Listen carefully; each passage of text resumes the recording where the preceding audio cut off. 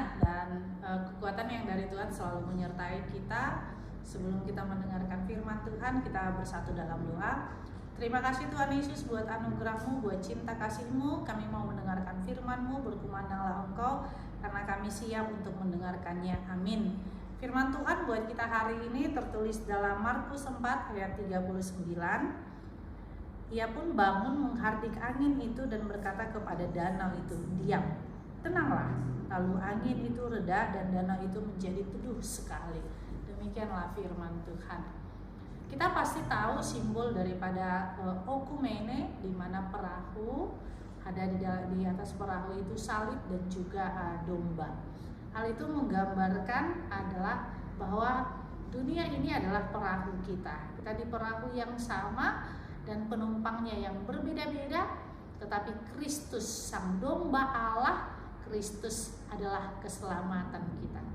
Nats kita hari ini bagaimana Yesus dan murid-muridnya di perahu, kemudian angin sakal atau angin ribut datang menghampiri perahu mereka. Tentu yang terjadi adalah Yesus bisa tertidur lelap dan murid-muridnya ketakutan. Nah, mari kita lihat bagaimana bisa Yesus tertidur lelap, mungkin karena kecapean dan lainnya, tetapi muridnya sudah ketakutan. Disinilah kenapa Yesus bisa tertidur lelap, karena dia tahu dia adalah Allah atas semua alam semesta ini, bahkan dia adalah Allah atas dunia orang mati.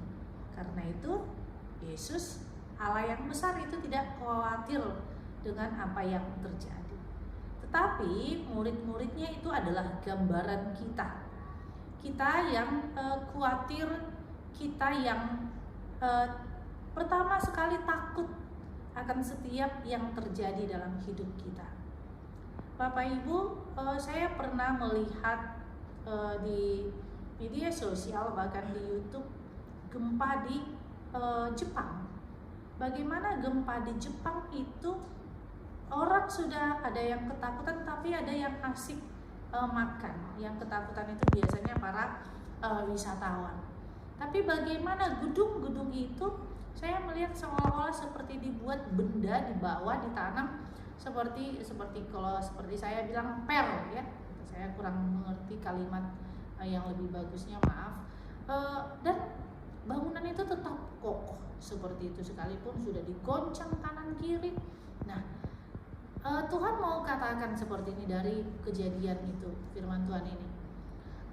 Jepang dia sudah persiapkan apa yang akan terjadi dengan negaranya.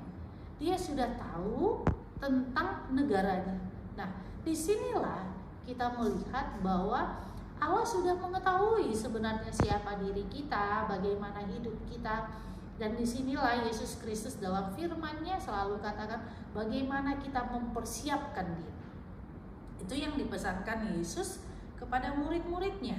Berdoalah supaya kamu jangan jatuh ke dalam pencobaan, karena memang dunia ini dia katakan jahat, karena memang ada serigala di antara domba.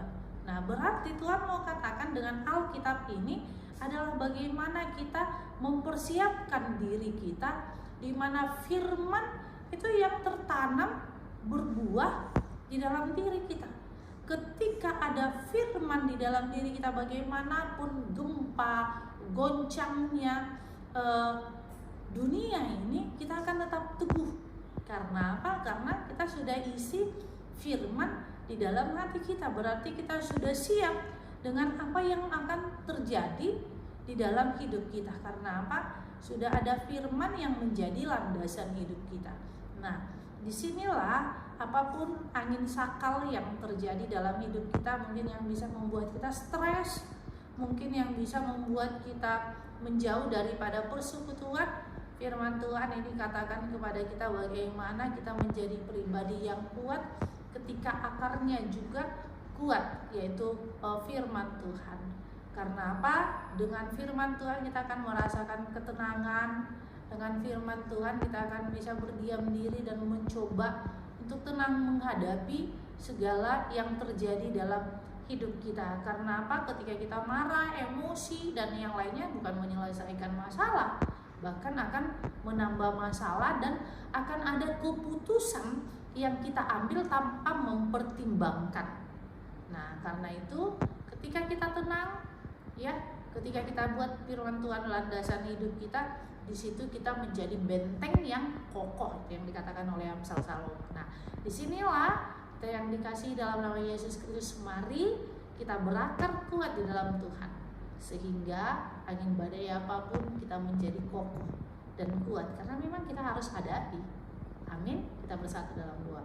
Terima kasih Tuhan Yesus buat anugerah-Mu, buat cinta kasih-Mu. Jadikan pengalaman hidup kami sebagai iman yang kuat kepada kami, karena kami tahu kami bersama-sama dengan Tuhan, dan Tuhanlah pemilik kami dan alam semesta ini.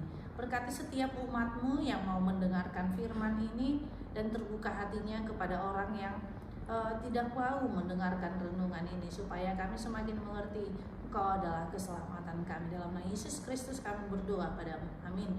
Anugerah Tuhan kita Yesus Kristus dan kasih Allah dan persekutuan Roh Kudus itulah yang menyertai kita.